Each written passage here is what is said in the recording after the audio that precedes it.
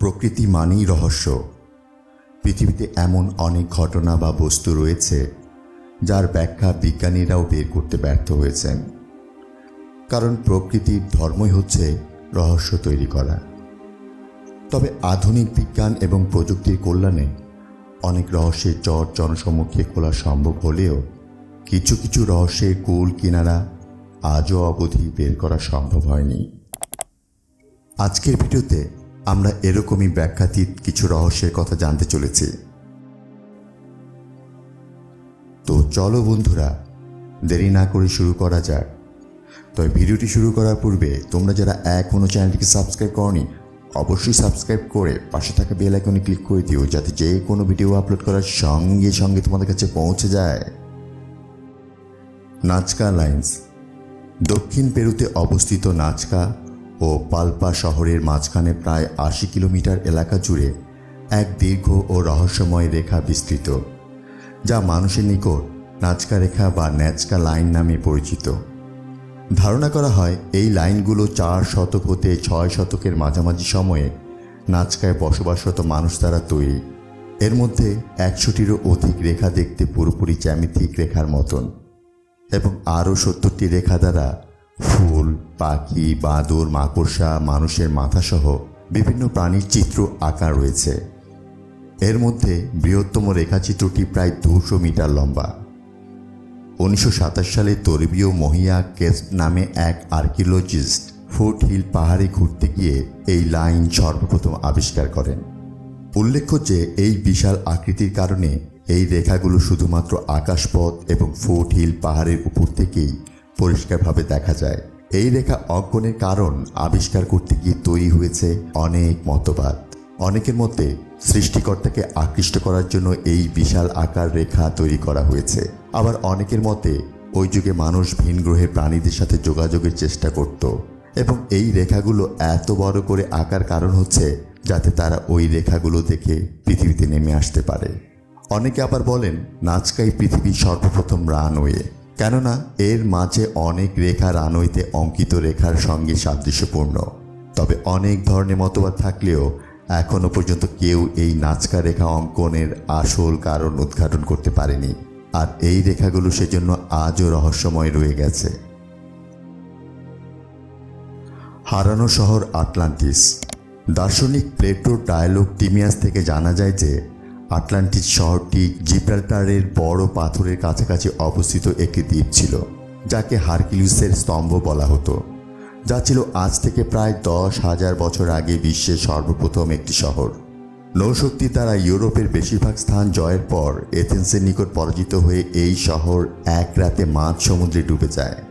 ধারণা করা হয় আটলান্টিস শহরটি একটি দ্বীপ থেকে শাসিত সাম্রাজ্য ছিল, যা বর্তমান যুগে ইউরোপের টাস্কানি শহর থেকে আফ্রিকার মিশর পর্যন্ত তাদের সাম্রাজ্য সম্প্রসারিত করেছিল।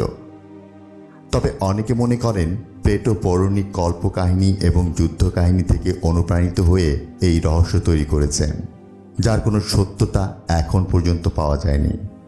তবে বেশ কিছু নথিপত্র থেকে ধরা হয় যে আটলান্টিস শহরটি ১১,৫০০ বছরের পুরনো, যা বড় কোনো ভূমিকম্প বা সুনামির কারণে ধ্বংস হয়ে যায়। স্টোনহেঞ্জ। কম্পিউটারে উইন্ডোজ এক্সপি ব্যবহারকারীদের মাঝে কম বেশি সকলেই স্টোনহেঞ্জের সাথে পরিচিত। বিশেষজ্ঞদের মতে ইংল্যান্ডের উইলশায়ারে অ্যামসবারির নিকট অবস্থিত এই স্তম্ভটি খ্রিস্টপূর্ব ২০০০ থেকে ৩০০০ অব্দের মাঝে নিওলিথিক বা নবপলীয় যুগ ও ব্রোঞ্জ যুগে প্রতিষ্ঠিত। এতে বৃহদাকার বিশালাকৃতির বেশ কিছু দণ্ডায়মান পাথর রয়েছে, এবং এগুলো চতুর্দিকে রয়েছে মাটির বাঁধ, আর এই বাঁধের ভিতর চতুর্দিকে বেষ্টন করে আছে ৫৬টি মাটির গুহা।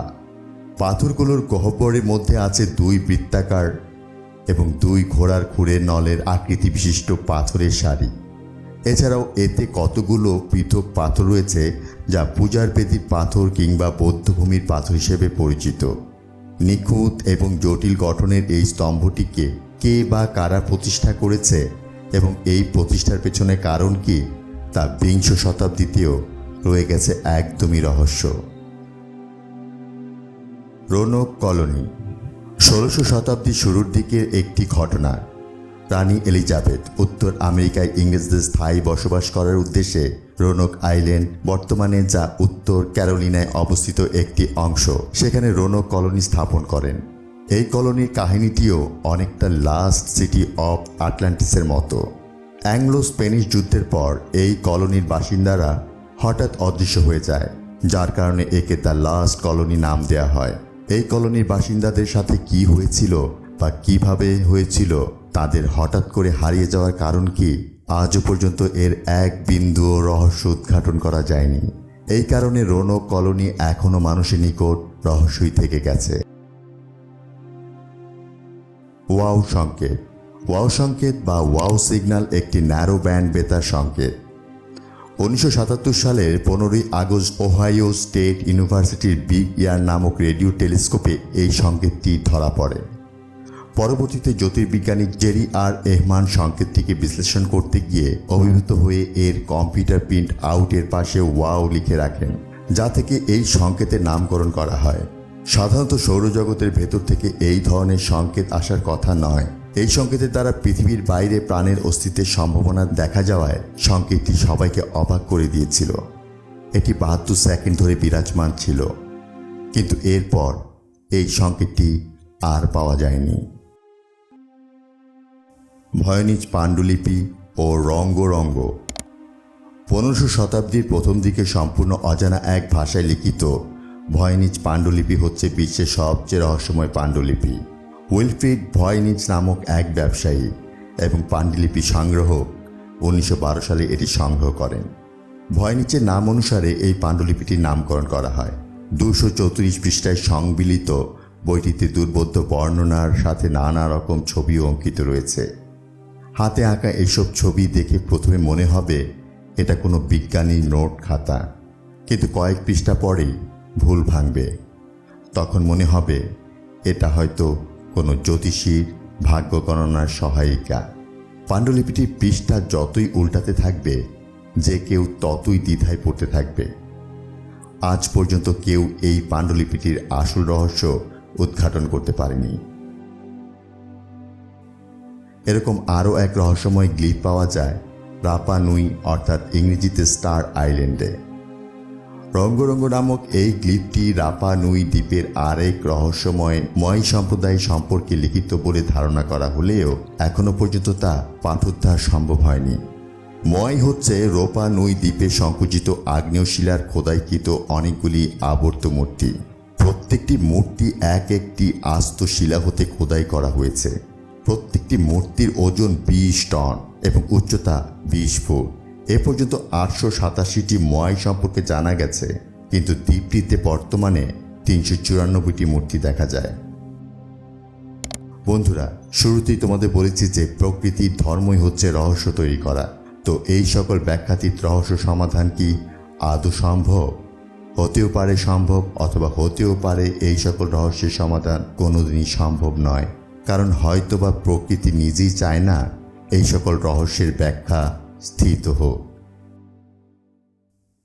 সো বন্ধুরা, আজ এ পর্যন্তই। ভিডিওটি যদি ভালো লাগে তাহলে অবশ্যই লাইক করে কমেন্ট করো আর তোমার বন্ধুদের সাথে শেয়ার করো। ধন্যবাদ।